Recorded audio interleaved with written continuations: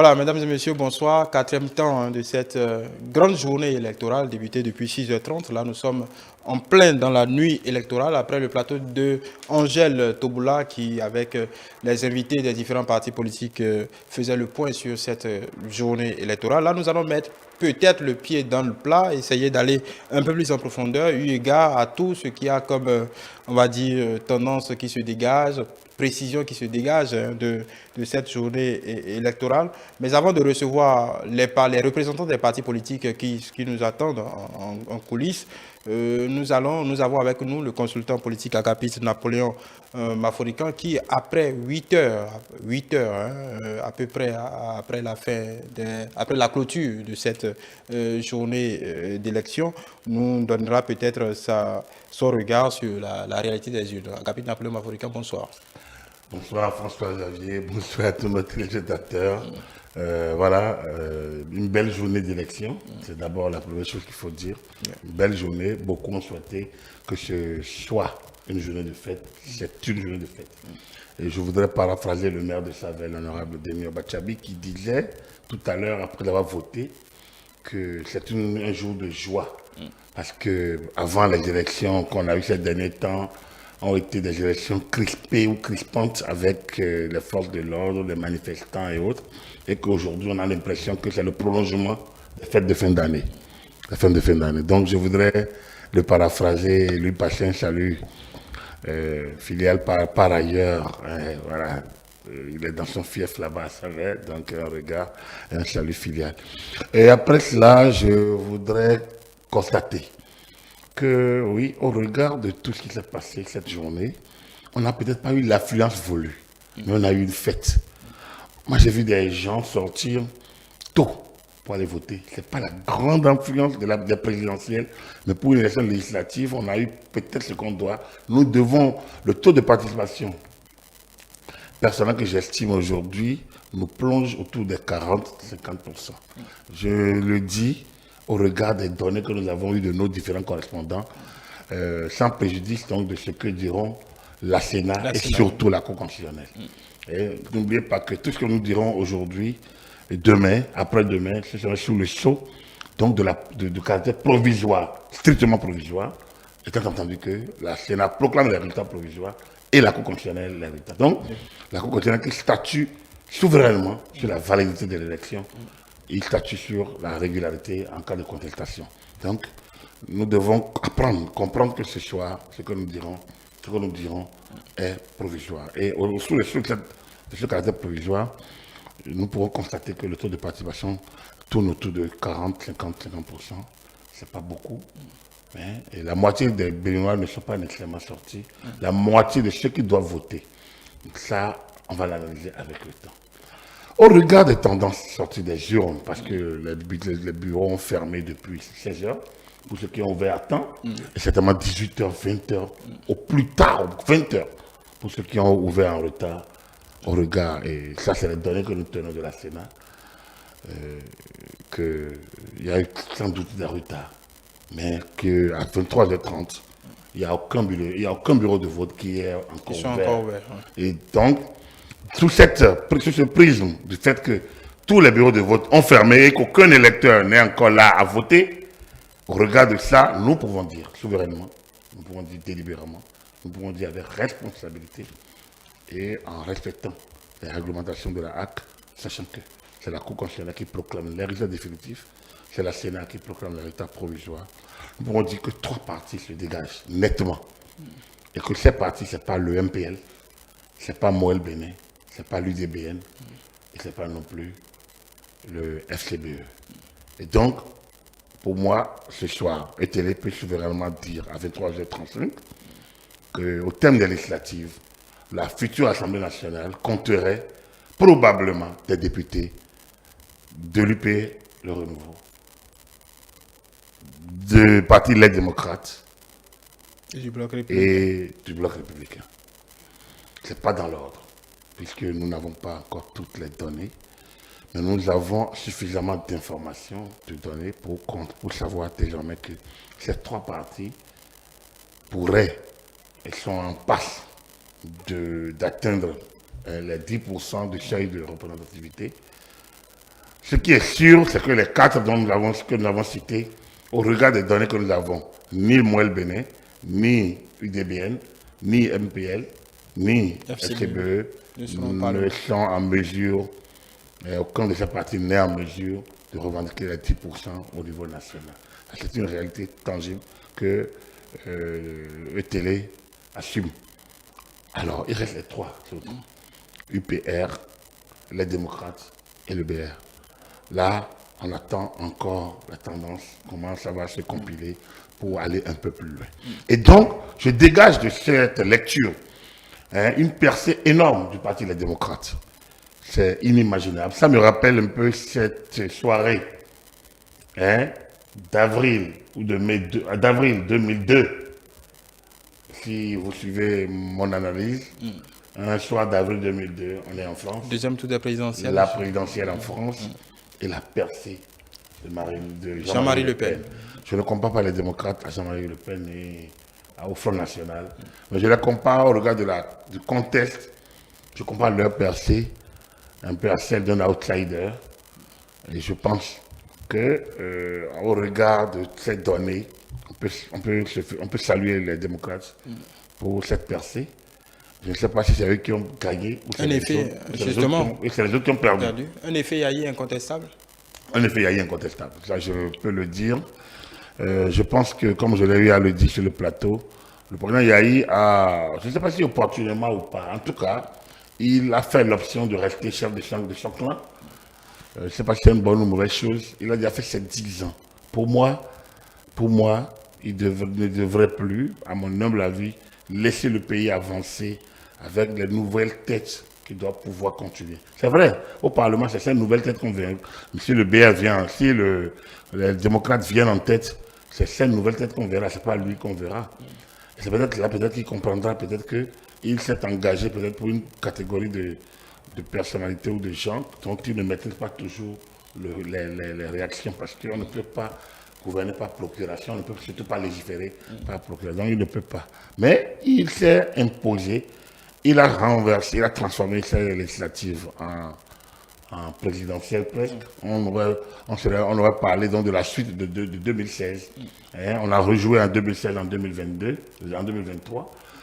Donc, on aurait pu parler également de ce qui s'est passé en 2015. Donc en fait, ces élections de ce 8 janvier 2023 nous replongent un peu dans les scénarios de 2015 pour la 7e législature ou de 2016 pour la présidentielle. Boni Yahi, totalement, absolument présent sur le terrain, mais Patrice Talon, ça fait très rare, ça fait très peu voir. On a vu un peu les résultats. Oui, on peut dire que le peuple a vu Boni Yahi, les gens ont voté Boni Yahi, et puis bon voilà, les démocrates. Ou alors, c'est peut-être les gens qui n'ont pas pu faire sortir les leurs. C'est peut-être l'UP le renouveau qui a échoué aujourd'hui, même s'il va gagner peut-être les 10%. C'est peut-être le Bloc républicain qui a échoué. C'est peut-être les deux, parce qu'ils ont passé leur temps parfois à se taper sur le terrain au moment où il leur fallait se regrouper autour de l'idéal. Au moment où il fallait faire campagne pour les leurs, ils n'ont plus le temps pour se... Même aujourd'hui. Même cette journée. Donc, je pense qu'ils feront le point aujourd'hui et ils sauront désormais comprendre que ce n'est pas si évident. Et que ce qui va se passer dès aujourd'hui va être plus complexe, plus délicat. Mais je pense que c'est pour le bonheur du peuple béninois. L'essentiel est que nous n'arrêtions pas ce qui est en mouvement. Nous n'arrêtions pas les réformes. On n'arrête pas la transformation du pays. Et comme je le dis, ce n'est que des élections législatives. Donc je n'ai pas d'inquiétude majeure. Oui, justement, ce qui est dans toutes les têtes, cette percée des démocrates, on voit peut-être une sanction contre la gouvernance Patrice Talon. C'est peut-être, Patrice, vous le disiez, un remake de l'élection présidentielle de 2016. Le porte-parole du gouvernement le disait il y a quelques jours. S'il y a une nouvelle configuration du Parlement, le président de la République pourra s'y adapter facilement. Ça n'enraye pas. Qu'est-ce qu'on peut entrevoir jusque-là en attendant la confirmation de ces résultats-là, en attendant l'ordre qui découlera en définitive de ce que la Cour constitutionnelle dira? Comment Patrice Talon pourrait s'adapter à cette nouvelle donne, simplement? Non, je vous renvoie en France en 1986 avec la première cohabitation. Je vous renvoie en France en 1986 avec la première cohabitation. Et je vous dirais que la presse française était déjà totalement en ébullition en disant que François Mitterrand ne pouvait pas gouverner parce que c'est une sanction, c'est un vote sanction et qu'il aurait perdu la légitimité. Et je l'ai dit, je l'ai raconté il y a quelques jours.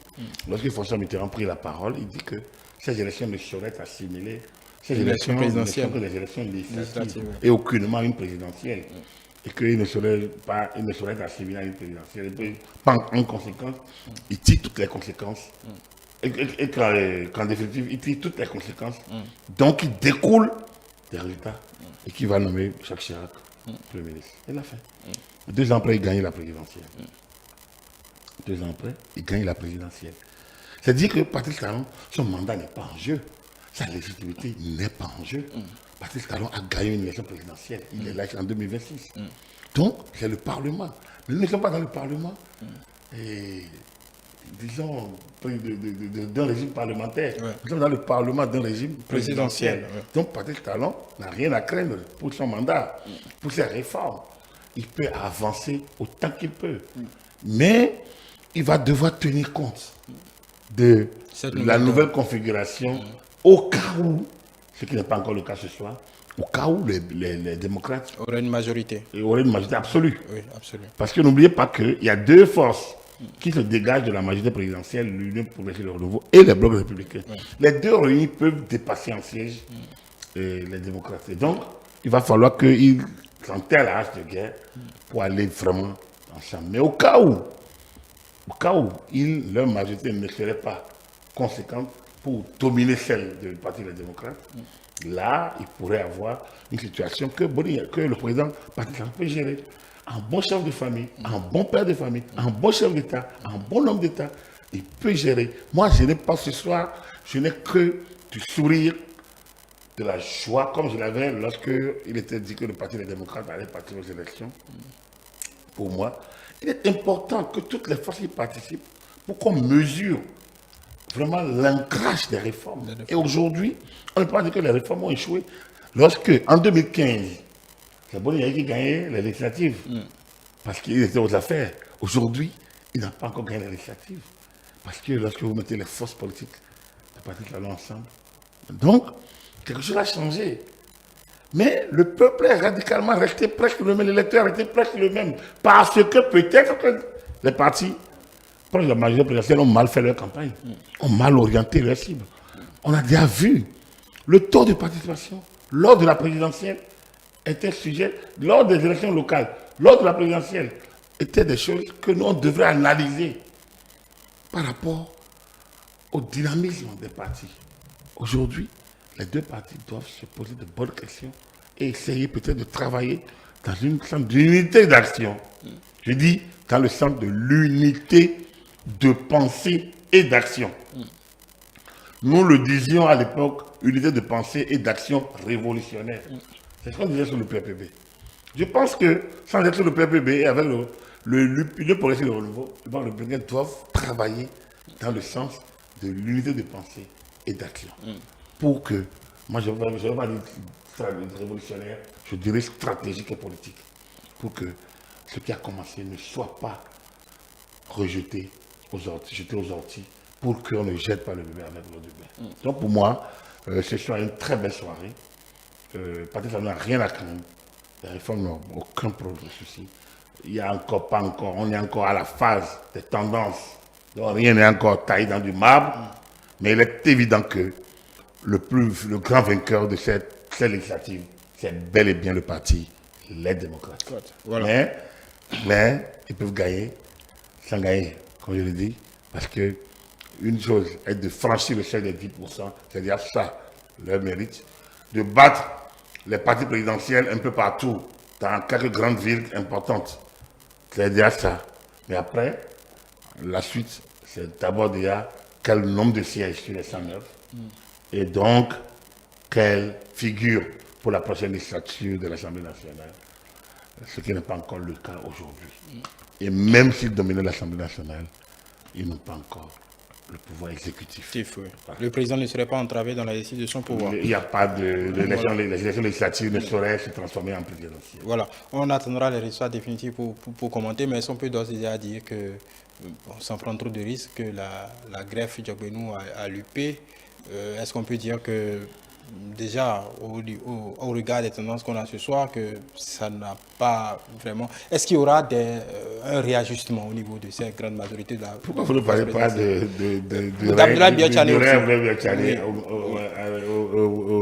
au Bloc républicain? Non, je ne pense pas qu'il faille personnaliser. Je ne peux pas faire campagne à la place de la Bimbola. Je ne peux pas faire campagne à la place de la vice-présidente qui n'est pas d'ailleurs candidat. Je ne peux pas faire campagne à la place de Dakwe Sossou. Donc, quand je fais le point, il faut regarder les résultats et apprécier. Diogbenou, c'est un universitaire. Ce n'est pas encore un homme politique. Oui, mais ils sont présidents de parti. Peut-il tirer les conclusions Il vient d'arriver. Oui. À mon humble avis, il serait trop tôt de personnaliser ce qui se passe. C'est une lecture globale. C'est qu'au moment où il a transformé ces élections ces législatives en présidentielles, Patrice Talon a voulu laisser aux élections leur caractère législatif. Rien que ça déjà, ce n'est pas au parti d'en tirer. C'est-à-dire que c'est une situation qu'il faut analyser avec beaucoup de recul. Donc ce soir, tu es tiré à eu à dire sur les patrons du parti, c'est avoir une très courte vue. Et moi, je ne veux pas entrer dans ça. Oui. Mais pour les autres partis de la mouvance présidentielle, UDBN, Mouel Bénin, vous le prédisiez sur ce même plateau, est-ce qu'ils auraient participé quelque peu à l'émiettement des voix de la mouvance présidentielle? En tout cas, si, je suis convaincu que s'ils avaient l'unité d'action, l'unité de pensée et d'action, s'il y avait eu ça, ça n'aurait pas donné ce qu'on a ce soir. Lorsque vous avez 4 partis qui se tirent dedans, en disant qu'ils soutiennent le chef de l'État, je pense que lorsque vous avez un parti comme les démocrates, qui disent qui ont fait une campagne pratiquement totalement démagogique, en promettant des choses qu'ils ne peuvent pas faire, des choses qu'ils ne peuvent pas honorer, en transformant les législatives en présidentielles, lorsque vous avez cette configuration, vous voyez qu'il y en a qui sont déjà affaiblis, pas en voulant rester sérieux sur la campagne. Et donc, lorsqu'on analyse de cette manière, je trouve que le MOEL et l'UDBN, on ne peut pas dire que c'est eux la cause du naufrage. Enfin, c'est eux la cause de la situation de ce soir, de la performance des démocrates. Oui. Mais ils ne peuvent pas continuer d'exister. Pour moi, il est évident que d'ici avant 2026, on aura le temps de faire cette analyse. Il est évident que les forces présidentielles doivent se regrouper impérativement. Impérativement. Je dis impérativement.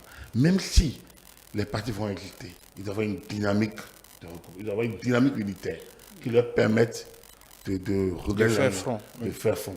La manière dont chacun y allait, avec des éléments de langage, avec presque des injures, les uns avec les autres, en se fragilisant devant d'autres candidats. On a déjà vu les débats à la télé.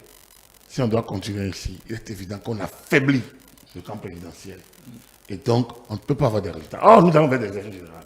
Moi, je pense que ces élections sont des élections presque tampons, des élections témoins, des élections cobayes. Une répétition de 2026. Les élections cobayes, non, pas une répétition, les élections cobayes, qui permettent d'analyser la situation avant d'affronter. C'est comme un match amical avant le mondial. Je pense qu'il y a matière à ce que les forces présidentielles se réveillent. Moi, je ne peux pas vivre et admettre que les réformes difficilement engagées, avec tout ce que ça a connu comme situation problème, qu'on en arrive encore à remettre tout ça en cause, qu'on rentre dans des négociations de coulisses, dans des jeux d'état-major, des compromis de compromission. Ça va. Non, on ne peut pas faire ça. On ne peut pas faire un pas en avant et 2 en arrière. Et donc, les forces politiques soutenant l'action du président de la République sont informées, elles sont responsabilisées. J'espère bien que le chef d'État aura l'occasion de le leur dire, parce que c'est lui le chef de la famille. Et il faudrait peut-être qu'il siffle la fin de la récréation. Moi et l'UDBN doivent rentrer dans le rang. Doivent dire leur position. Clarifier, le langage c'est clarifier leur position. Il y a une seule majorité. En 2014, avec la renaissance du Bénin, ce groupe, à la place de Goro, ça a été au niveau par rapport à la renaissance du Bénin.